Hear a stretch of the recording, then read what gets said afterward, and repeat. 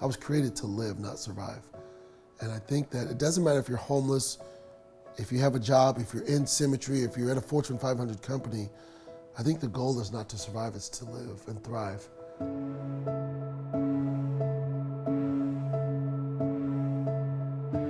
So anything I could do, I found church youth group, sports, I would volunteer for things, anything I could not to be home. You know, most kids, they want their own identity. I not only didn't have an identity, I didn't have faith that anybody loved me. I would go where I felt the most love.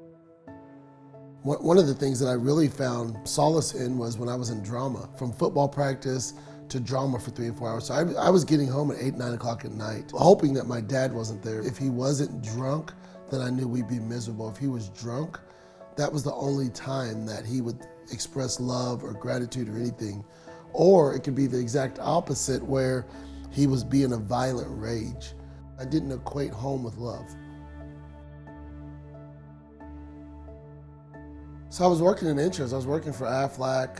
I was working a lot of commission-based jobs because my wife had always worked a pretty steady job, but I was depressed when I was there. I lived in a 6x6 cubicle, and it was the most miserable time of my life because I felt constricted. I couldn't be myself, but my family was happy and we were getting bills paid. And so there was a conflict there where I hated what I was doing, but I loved the results my family was getting. But I still didn't have peace. So my life was constantly in turmoil. I kept searching, and ultimately that caused my wife and I enough tension for her to say, you know what, we're not good. You're not good. I can do better without you. I don't need you here. You're not here all the time. When you are, you're drinking. You don't pay attention with the kids. You miss events. You don't treat me like you love me. And so what are we doing here? It had been years of deception and lies and years of trying to forgive and it not changing. I was like, I can't, I have to have a little self-worth. I can't anymore. Something had to change. Telling my kids that I was leaving was the hardest thing probably still to this day that I've ever done. When you're by yourself in a car with all of your belongings and you can't turn the car on and listen to the radio, which is weird because even being homeless, I still had a cell phone, but I didn't want to talk to anybody. And I'm thinking, where did this go wrong? Where did I go wrong? And for the first few months, it was just a blame game. Well, this person didn't give me a chance, and my wife didn't give me a chance, and this job didn't give me a chance, and my kids really don't understand me. And so you begin to blame a lot, but nothing changed. I knew I was created for more. I just couldn't figure out why. How'd you get here, and how do you get out of this? And that's what I didn't know. How do you get out of this? I had a friend, Nate Alford. He called me up and said, I know you do insurance, take a look at this opportunity. I started crying because I thought, I've been in insurance for 15 years. I'd never heard of anything like this. I'd never heard of leads. I'd never heard of mortgage protection. And I'd been in insurance 15 years. What if this can help me save my family? What if this can help me spend more time with my kids? What if this can help me, become the man that I was created to be? So when I saw that, I called him immediately and said, I'm in. When he came to me with SFG, with Symmetry, I was like, one more thing. Just stick with one thing. I said, okay, we'll try this too.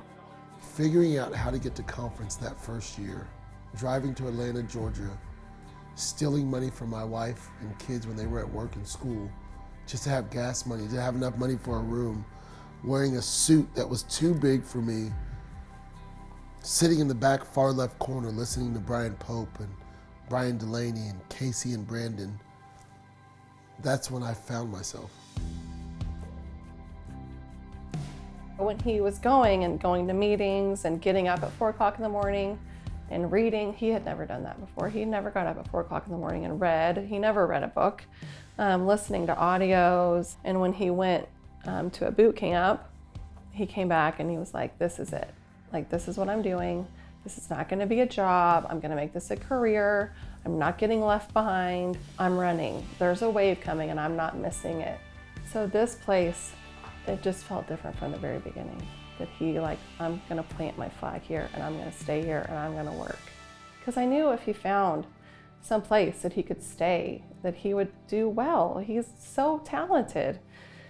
But he just didn't believe it himself, you know? And I knew if he could find some place that believed it for him before he could believe it, that he could succeed at that place. I became obsessed with listening to speakers, not knowing that one day I would really love to speak. I felt that this could be my last shot at success. This was my last opportunity to prove all the naysayers wrong. I had to win. It was my only option. It's not about how many points I score. It's not about how many rebounds I have. If I'm on the bench and I don't get in the game, am I going to cheer the loudest? I drove 16 hours to Charlotte, North Carolina for one day of training. I drove to Las Vegas 18 hours for a day and a half of training. I never missed anything. I did what I was told to. I never cheated. I never cheated. Because to me, it was the difference between life or death. Listening to audios and reading became a drug. It was, I have to have it. When can I get back to this? I wanted to work, go run appointments, fail, screw up, do as much as I can, be with my family, go to bed so I could get up as fast as I could to listen to Jim Rohn, Tony Robbins, Les Brown, Earl Nightingale, T.D. Jakes. I was wanting to spend time with those men because I love what they talked about. They were, in my opinion, they were different, and I saw what I wanted out of that. The more I listened to that, as I began to speak to my team, I began to move people on my team, not knowing that I was beginning the smallest stages of doing what those men were doing, because I learned a lesson that everything that's big starts out small. Symmetry has blessed our life. We wouldn't be here. We would not be together, I can almost tell you, because he would have jumped from one thing to a next, and I just would have been done with that. From the friendships and the support, it's just a family. We're just a family.